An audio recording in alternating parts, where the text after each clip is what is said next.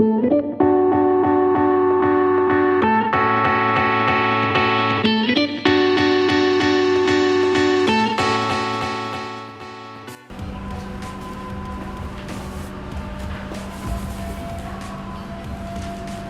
semua, kembali lagi bersama Napit di channel Napit Otomotif. Sekarang Napit sih lagi ngelap-ngelap si GTS saja, ya biar bersih.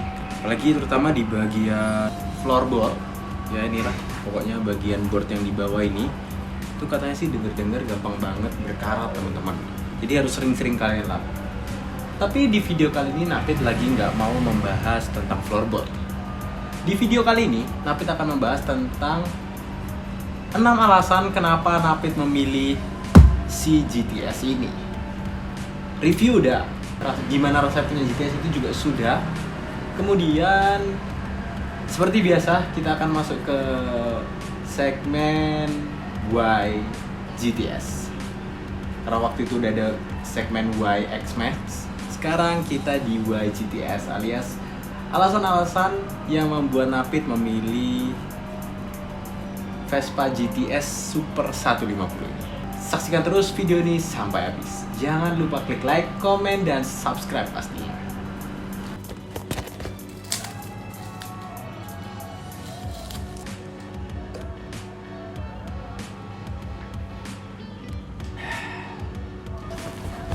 Oke teman-teman, sekarang waktunya Napit membahas alasan-alasan yang membuat Napit memutuskan untuk mengambil seekor GTS Super.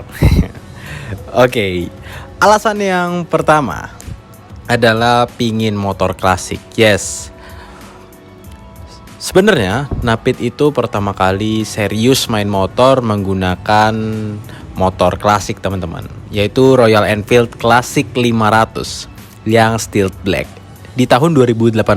Ya, itu adalah tahun-tahun pertama keluar Steel Black pertama kali. Namun, pelajaran dari menggunakan motor tersebut, Napit merasa bahwa motor tersebut tuh agak ribet ya. Waktu itu aja ada salah satu baut yang menurut Napit sangat-sangat penting dan berguna dan patah teman-teman. Mungkin karena getarannya juga.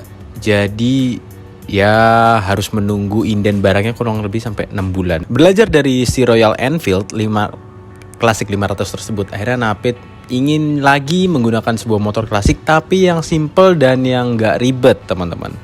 Dan yang pasti harganya juga masuk di kantong ya. Karena harganya jangan yang motor klasik tapi yang gede-gede, mungkin Harley Davidson Road King itu ganteng banget sih. Mungkin kalau ada yang punya Road King Street Glide, mungkin kalau ada yang punya boleh deh kasih Napit kesempatan untuk review. Kepingin, tapi itu masih over budget sih buat Napit saat ini. Nah, akhirnya Napit memutuskan untuk memilih motor matic klasik. Motor klasik tapi nggak ribet. Yang kedua, alasan harga penjualannya. GTS ini punya harga jual yang cukup stabil dibandingkan matic klasik yang lainnya teman-teman. Bahkan varian sebelum iGet atau yang masih 3V itu juga masih sangat stabil harga secondnya teman-teman. Oke, kita lanjut ke alasan yang ketiga. Alasan ketiga bentuknya timeless. Dari awal peluncuran GTS sampai saat ini perubahannya itu tidak signifikan. Artinya bentuknya ya gitu-gitu aja, hanya ada perubahan-perubahan kecil. Alasan keempat Napit memilih si GTS ini teman-teman. GTS ini itu percampuran klasik dan modernnya dapat banget teman-teman. Yang ini itu sudah terlihat cukup modern teman-teman, dengan stop lamp yang berubah dan juga speedometer yang sudah sangat modern. Ya, bentuk speedometernya sih mirip banget sama Sprint dan Primavera ya teman-teman. Alasan kelima Napit memilih si GTS ini adalah jumlahnya di jalan. Dari berbagai macam tipe Vespa yang ada yang dikeluarkan oleh Piaggio Indonesia, yang paling common itu ada 4 tipe. Ada S, ada LX125, ada juga Primavera, ada Sprint, ada juga GTS. Di antara beberapa tipe tersebut, yang paling rare atau yang paling jarang itu adalah si GTS, teman-teman. Mungkin karena beberapa pertimbangan, dengan harga 60 jutaan hanya mendapat 150 cc, kemudian motornya terkena lemot atau apapun itu. Banyak alasan yang membuat orang tidak memilih motor ini. Tapi justru banyak orang juga yang tidak memilih motor ini menjadi alasan Hafid untuk pilih motor ini.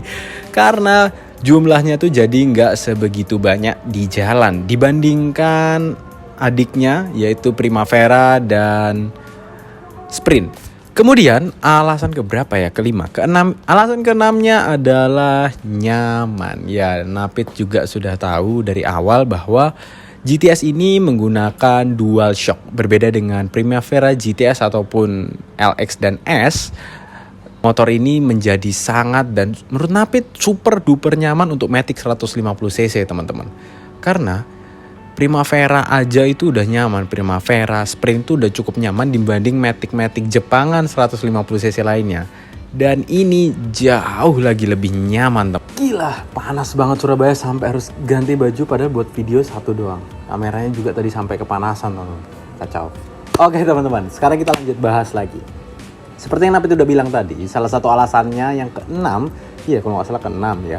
Pokoknya alasan keenamnya itu karena kenyamanan, teman. Motor ini nyaman banget dengan dual shocknya. Sedangkan yang di bawahnya ada Primavera, GTS, LX maupun S.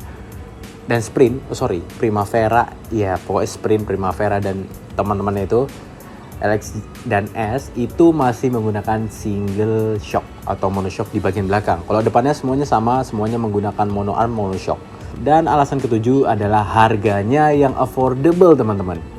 Dari beberapa yang Hafid udah sebutkan tadi, mungkin ada beberapa motor juga menjadi pertimbangan. Matic Classic, ada Vespa, kemudian ada Peugeot Jenggo, ada juga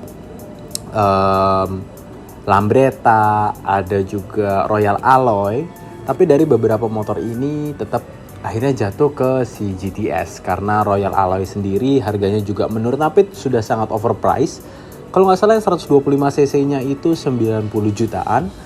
Kemudian Lambretta cukup affordable sebetulnya, oke banget, cuman suratnya itu sih yang membuat kepikiran karena gemes banget pasti pengen pakai. Kemudian kalau Peugeot Jenggo itu dealernya kayaknya kurang banyak sih, teman-teman. Jadi Hafid juga masih pertimbangannya sangat berat. Akhirnya jatuhlah pilihan ke si GTS Super ini, teman-teman. Itu. Kemudian alasan ke-8, alasan terakhir yang membuat Hafid memilih si GTS Super ini adalah pengeremannya, teman-teman. Salah satu kekurangan Vespa yang menurut Hafid sangat Hafid kurang suka itu adalah pengeremannya, teman-teman. Itu salah satunya. Karena pengereman Vespa itu sangat nggak oke sih menurut Hafid, karena depan oke pakai disc brake. Namun kebanyakan Vespa seperti Primavera, Sprint, LX, dan S itu belakangnya masih menggunakan drum brake atau lebih dikenal dengan rem tromol, teman-teman. Nah, spesialnya si GTS ini udah menggunakan disc brake. Jadi pengeremannya juga lebih mantap, lebih pakem lagi, teman-teman.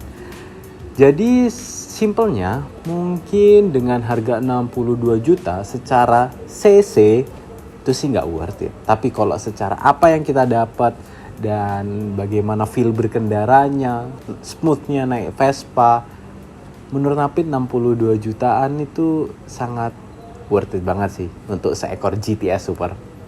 Nah, itu teman-teman 8 alasan kenapa akhirnya Hafid memilih motor GTS Super 150 ini. Semoga dari alasan-alasan Hafid tersebut bisa menjadi referensi buat kalian semua yang lagi bingung atau yang lagi mencari referensi, ya yang lagi bingung untuk memilih sebuah motor. Mungkin kalian mau GTS, atau mungkin kalau budget kalian nggak nyampe, kalian bisa beli yang second. Atau mungkin lagi kalau kalian masih kepingin yang baru, kalian juga bisa ambil Sprint. Atau mungkin kalau budget kalian lebih besar lagi, tapi saranin kalian pilih Royal Alloy. Itu culture banget dan cukup, bahkan itu sangat jarang ada di jalan. Itu aja teman-teman 8 alasan, dan Apit juga mau bilang terima kasih buat support kalian atas channel ini. Dan video kali ini sampai sini aja dulu. Thank you for watching and see you on the next video. Keep safety riding di jalan. Bye bye. Horas.